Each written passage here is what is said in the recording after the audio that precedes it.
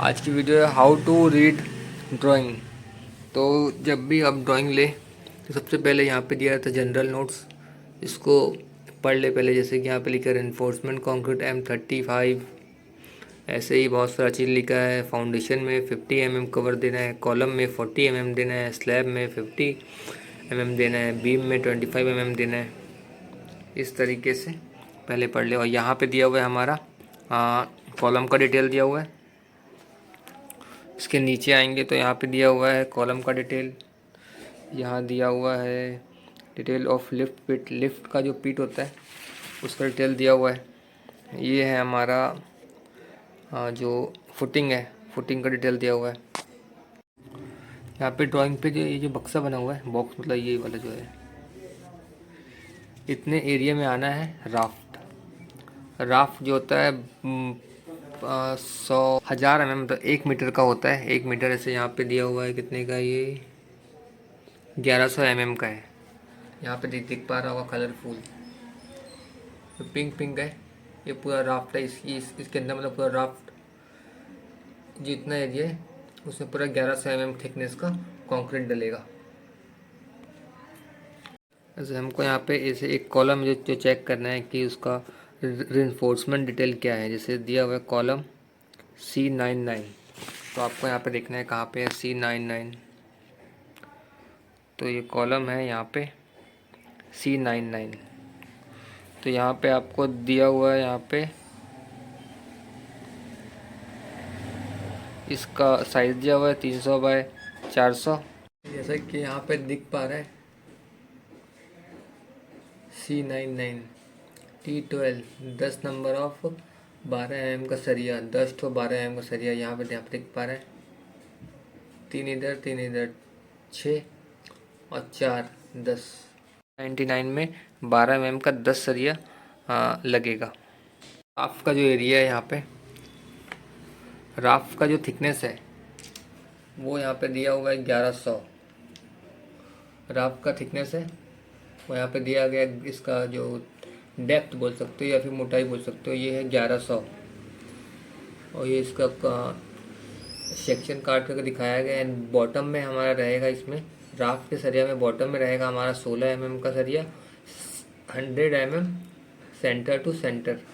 और टॉप में भी सेम उसी तरीके से टॉप का भी दिया हुआ है T12। टी का मतलब होता है TMT, और 12 हो गया 12 mm का सरिया,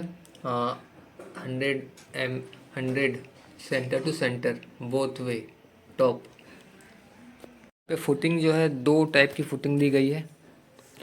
एक जो है बॉक्स फुटिंग बोल सकते हैं इसको, और एक होता है स्लोप वाली फुटिंग। स्लोप ऐसा ऐसा स्लोप में दिया हुआ है। अब ये इस तरीके से ड्राइंग से इस तरीके से आप चेक कर सकते हो इसको। यहाँ यहाँ पे दिख रहा है C99 जो है उस पर लिखा है F4। अब F4 आपको F4 का डिटेल दिया हुआ है 1500 बाय 1500 का है। और इसकी डेप्थ है, ये बड़ा कैपिटल D है, ये है 400। तो आपका ये है बॉक्स फुटिंग रहेगा इस तरीके से। और कैपिटल D दिया हुआ है यहाँ पे, जो D दिख रहा है तो ये 400 रहेगा। इसकी हाइट जो है वो 400 रहेगी। देख लेते हैं कि F1 कहाँ पे है। एक यहाँ पे दिख पा रहा है आपको, ये वाला जो है कॉलम 18, और फुटिंग का नेम है F1। अब F1 आपको सेम वैसे यहाँ पे आकर चेक कर लेना है। F1 क्या है, 200 बाय 1600 का है। और इसकी डेप्थ है, ये वाली जो डेप्थ है यहाँ पे दी गई है, बड़ी वाली जो डेप्थ है इस वाले में देखेंगे। जो टॉप में ये वाला जो पोर्शन में है यहाँ पे है D, जो कैपिटल D है वो 900 दिया है और स्मॉल d 600 दिया हुआ है। तो कैपिटल D हो गया 900, और ये स्मॉल वाला जो है यहाँ पे है 600। तो ऐसे ही स्लोप फुटिंग रहेगी। स्लोप ये ऊपर की जो फुटिंग है, ये जो है F1, ये है स्लोप फुटिंग रहेगी आपकी। सामने आप देख पा रहे हैं एक फुटिंग है।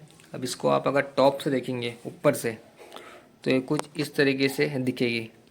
लॉन्गर साइड ये है, शॉर्टर साइड ये है। तो जो मेन बार जब भी आप बिछाएं इस पर, तो शॉर्टर स्पान के अलोंग शॉर्टर स्पान ये वाला है, तो पहला बार ऐसे रखेंगे जिस तरीके से मैं रखा हूँ पेंसिल, फर्स्ट सेकंड थर्ड इस तरीके से शॉर्टर स्पान के अलॉन्ग आप मेन बार रखेंगे, उसके ऊपर आएगा हमारा डिस्ट्रीब्यूशन बार। जैसे कि हम बात करें, यहाँ पे दिया हुआ है F4, तो F4 फुटिंग जो है हमारा उसमें किस टाइप के सरिया हमको लगाने हैं, तो F4 में आ जाइए। अब F4 में यहाँ दिया है शॉर्टर अलोंग एस दिया, यहाँ पर दिए एच डायरेक्शन इस तरीके शॉर्टर स्पान में आपको लगाना है। यहाँ पे 4 नंबर का है, ये लगाना है 10 mm का, और लॉन्गर स्पान में 10 mm का। तो ये शॉर्टर स्पान में भी 10 mm का सरिया लगेगा इस तरीके से, और लॉन्गर स्पान में भी सेम 10 mm का सरिया आप बिछा सकते हैं। यहाँ पे दिया हुआ है 100 mm centre to centre distance से आपको स्टील बांधना है, जो जाली रहेगी हमारी उसको। फुटिंग का लोहा जब भी आप बांधेंगे तो आपको ये ध्यान रखना है कि यहाँ पे 75 mm में एल मोड़ना है, इस तरफ मोड़ करके दो इनकी बोथ वे में चारों तरफ, जैसे कि यहाँ पे दिख रहा है। अगर ये आप लोहा बिछा दिए इस तरीके से, तो यहाँ पे इस तरफ में 75 mm, इस तरफ में 75 mm, मतलब 3 इंच एल आपको मोड़ना है। अभी हम देख लेते हैं एक कॉलम को अगर आपको पढ़ना है, मतलब कॉलम का जो कॉलम में कितने लोहे लगने हैं ये देखने हैं। तो जैसे एक कॉलम है यहाँ पे,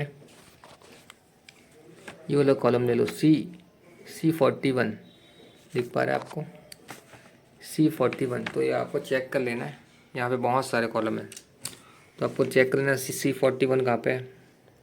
ये रहा C41 यहाँ पे दिया हुआ है। क्रॉस सेक्शन 300 बाय 750 का कॉलम है ये, और 25 के हैं हमारे 4 नग, ठीक है, और 14 नग है हमारे 20 के। टोटल हो गए हैं 24 नग है एक कॉलम में। रिंग है वो है 300 बाय 750। इस पर यहाँ पे ऊपर में डिटेल दिया हुआ है। एक मास्टर रिंग है, यहाँ पे जो है एक मास्टर रिंग, यहाँ पे एक मास्टर रिंग है बड़ी सी, उसके अंदर 4 रिंग और, जो कि बाकी सारे स्टील को, वर्टिकल स्टील को होल्ड करने का काम कर रही है। एक कहाँ गया, ये आ रहा, ये 1 2 3 4 अलग रिंग है, 4 अलग रिंग है जो कि ऊपर में दिख रही है। लिफ्ट का जो पिट होता है, वो लिफ्ट का जो मतलब जो वॉल होता है यहाँ पे दिया हुआ है, ये डॉटेड लाइन से शो की गई है। ये जो पूरी वॉल है वो RCC वॉल होती है। यहाँ पे इसका क्रॉस सेक्शन दिया हुआ है, ये 230 थिकनेस की है, यहाँ पे दिख रहा है। ये लिफ्ट का जो पिट होता है वो फ्लोर फिनिश लेवल से 6 फीट डाउन रहता है, फ्लोर फिनिश लेवल से 6 फीट डाउन। यहाँ पे दिया हुआ है 10 mm का बाइंडर डालना है, 100 mm के centre to centre thick spacing से। इसका जो स्टील है वो राफ्ट के साथ में ही बंद के ऊपर तरफ निकलेगा, मतलब ये इसकी जो थिकनेस है 1100 रहेगी। जिस तरीके से राफ्ट की थिकनेस है सेम इसके साथ ही इसी में इसका जो स्टील है वो ऊपर जो है निकल जाएगा, जो भी स्टील है इसका जो RCC का। हाँ, यहाँ पे दिया हुआ है कॉलम 58 नंबर का कॉलम जो है हमारा, ये रहा 58 नंबर का कॉलम। ये 450 बाई 1200, और उस पर इस तरीके से रिंग, इस तरीके से रिंग बंधी हुई है। 1 2 3 4 5 6 7 8 रिंग है इस पर।